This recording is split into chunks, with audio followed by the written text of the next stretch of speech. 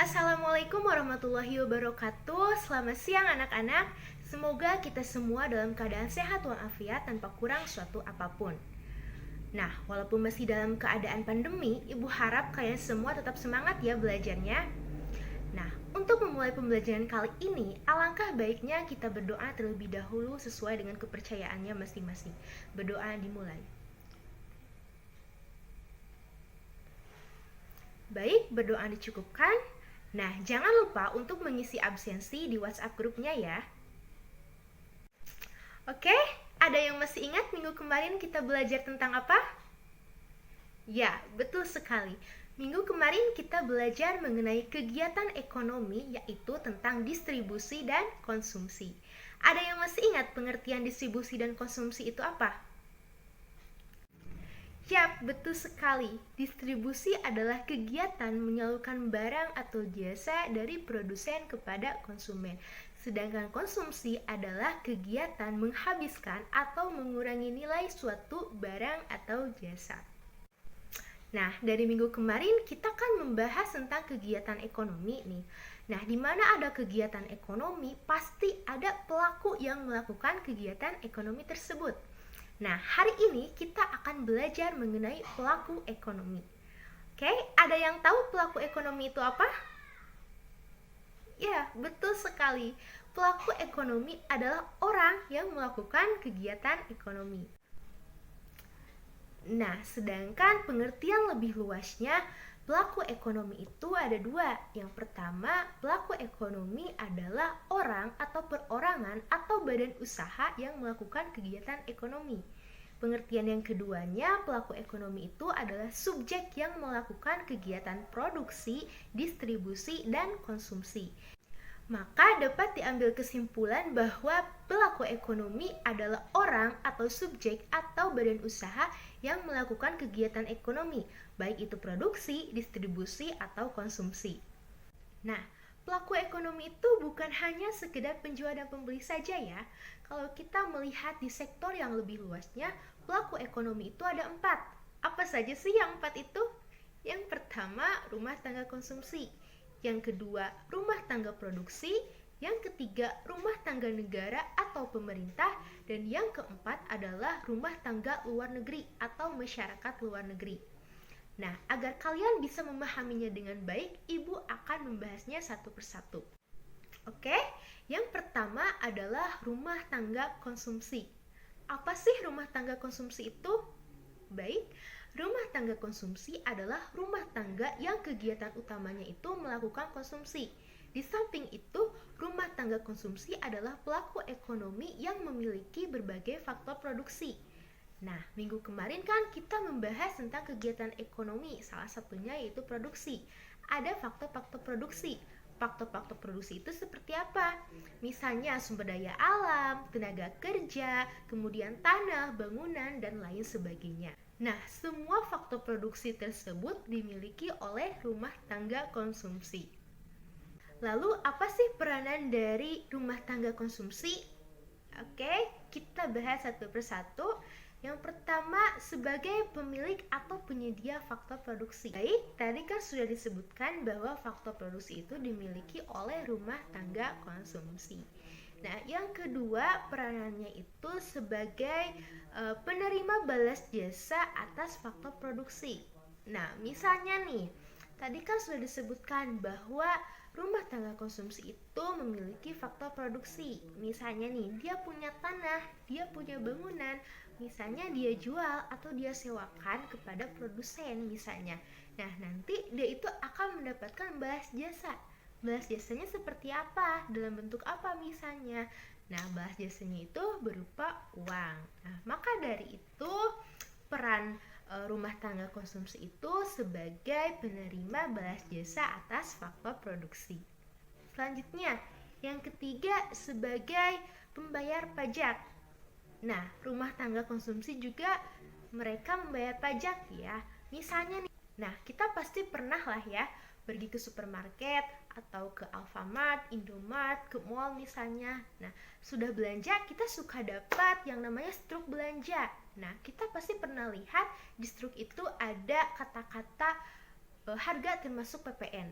Nah, PPN tersebut adalah salah satu dari bentuk pajak yang dibebankan kepada konsumen. PPN itu pajak pertambahan nilai. Oke, tadi kan kita sudah mengetahui nih pengertian dari rumah tangga konsumsi beserta peranannya. Nah, sekarang kita beralih ke rumah tangga produksi. Lalu, apa sih rumah tangga produksi? Nah, rumah tangga produksi adalah pelaku ekonomi yang kegiatannya itu bertujuan untuk menghasilkan barang atau jasa yang dibutuhkan oleh konsumen. Nah, tentu kegiatan produksi itu tujuan utamanya adalah untuk mendapatkan keuntungan atau laba ya. Nah, lalu apa sih peran dari rumah tangga produksi? Nah, yang pertama perannya itu sebagai pengguna faktor produksi. Jelas ya, kalau misalnya kita mau memproduksi suatu barang, pasti kita membutuhkan yang namanya faktor produksi. Misalnya nih, kita mau memproduksi cilok, apa sih yang kita butuhkan? Misalnya, tepung tapioka, kemudian bumbunya, tenaga kerjanya, kemudian gerobaknya. Nah, itu tuh salah satu dari faktor produksi. Kemudian yang kedua, membayar balas jasa atas faktor produksi. Nah, jelas ya, setiap faktor produksi yang kita butuhkan untuk membuat produksi misalnya pasti harus dibayar. Misalnya apa nih? Misalnya tadi ya, tepung tapiokanya harus kita beli, kemudian tenaga kerjanya harus kita bayar. Nah, seperti itu. Nah, yang ketiga sebagai pembayar pajak. Nah, rumah tangga produksi juga mereka membayar pajak sama seperti rumah tangga konsumsi ya. Nah, bedanya misalkan kalau rumah tangga produksi itu membayar pajaknya misalnya contohnya nih, seperti misalnya pajak per unit, misalnya pajak per unit atas barang yang diproduksi, seperti itu. Nah, selanjutnya adalah rumah tangga negara atau pemerintah. Nah, dalam kegiatan ekonomi, pemerintah itu berfungsi sebagai pihak yang mengawasi, pihak yang mengatur, dan pihak yang mengendalikan kegiatan ekonomi. Nah, kenapa? Karena kalau tanpa adanya pemerintah, maka dikhawatirkan nih si produsen akan semena-mena terhadap menentukan harga. Jadi, maka dari itu pemerintah di sini sangat berperan untuk mengawasi kegiatan ekonomi. Nah, lalu kegiatan dari rumah tangga negara itu seperti apa? Nah, yang pertama kegiatannya itu menarik pajak. Nah, jelas ya kalau pemerintah itu selaku pihak yang menarik pajak. Nah, pajak itu untuk apa? Misalnya, pajak itu untuk infrastruktur, untuk pembangunan sekolah misalnya, kesehatan, dan lain sebagainya. Nah, yang kedua membelanjakan penerimaan negara. Misalnya seperti apa? Misalnya pemerintah misalnya butuh komputer. Nah, komputer misalnya untuk menginput data masyarakat. Ya seperti itu. Nah, kegiatan yang ketiga adalah meminjam uang dari luar negeri. Nah, kenapa meminjam uang dari luar negeri? Nah, misalnya nih dalam situasi krisis, misalnya dalam situasi moneter, misalnya seperti pandemi seperti ini, tentu pemerintah akan meminjam uang dari luar negeri. Nah, hal ini tuh untuk kebaikan. Seperti apa? Untuk memberikan subsidi misalnya kepada masyarakat, seperti itu. Selanjutnya, menyewa tenaga kerja. Misalnya nih, pemerintah membutuhkan pegawai negeri, misalnya membutuhkan pegawai BUMN, seperti itu. Nah, kegiatan yang keempat adalah menyediakan kebutuhan uang kartal bagi masyarakat. Nah, uang kartal itu apa? Uang kartal adalah uang yang dicetak oleh bank sentral sebagai alat pembayaran yang sah di Indonesia. Lalu, peran dari rumah tangga negara itu apa sih? Nah, yang pertama adalah sebagai pihak yang mengatur dan mengawasi kegiatan ekonomi. Tadi juga sudah dijelaskan ya, bahwa tanpa adanya pemerintah mungkin produsen akan semena-mena dalam menentukan harga. Dan mungkin juga pedagang di situasi yang paceklik misalnya akan menimbun barangnya. Nah, kalau tanpa adanya pemerintah itu dikhawatirkan nanti konsumen akan tertindas misalnya, dikhawatirkannya seperti itu. Jadi adanya pemerintah sangat berperan penting dalam kegiatan ekonomi. Oke, peran yang kedua adalah sebagai pihak yang memproduksi atau produsen. Nah, kok pemerintah sebagai pihak yang memproduksi atau sebagai produsen? Nah, kita pasti sudah tahu nih, Pertamina misalnya, PLN misalnya. Nah, itu tuh salah satu dari produksi dari negara. Misalnya Pertamina nih menghasilkan minyak bumi, kemudian PLN menghasilkan listrik, seperti itu.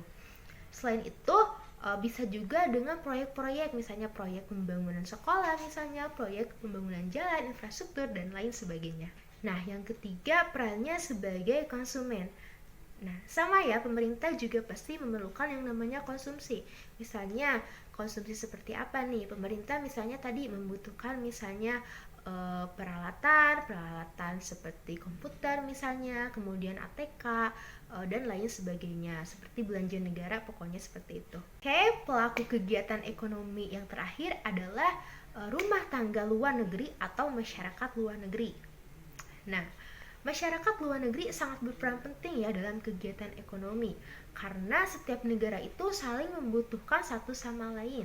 Misalnya nih, kita membutuhkan alat-alat medis dari luar negeri. Orang luar negeri misalnya butuh bahan pokok misalnya dari negara kita, butuh rempah-rempah misalnya dari negara kita. Nah, seperti itu. Nah, apa saja sih kegiatan dari rumah tangga luar negeri? Yang pertama, menyediakan barang impor.